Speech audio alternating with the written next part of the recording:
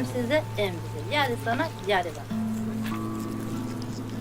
Подразбираше одење на терен, спиење во шатори, буквално без никакви услови, носење на наша храна, вода, соочување со животните услови во кои што живеат тие луѓе таму и учење и разбирање на нивниот начин на живот и доаѓање до се поголема близина благодарение на тоа.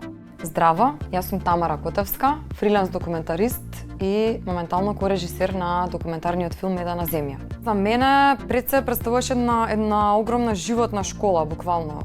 Ме промени целокупно.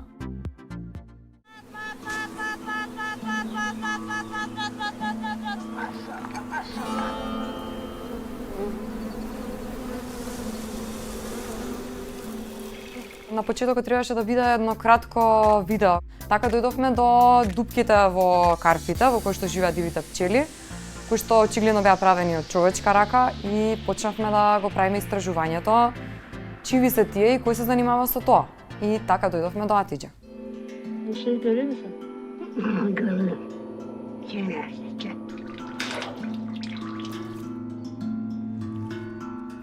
Тргаме од ливчето на мастиката кој што џвакаме, каде го фрламе. Тргаме од ѓубрето по дома како си го разделуваме и понатаму чекор по чекор се градиме како подобри луѓе во се поширока средина. А во нашата земја има толку многу услови за да живееме еден стварно солиден живот, бидејќи сме мал број и на мала територија која што е многу богата со се. На младите најверојатно би им порачала никогаш да не заборават каква енергија носат во себе, да се потсетуваат себе што можат да направат и дадат. Да не дозволуваат да околината ги сруши полека.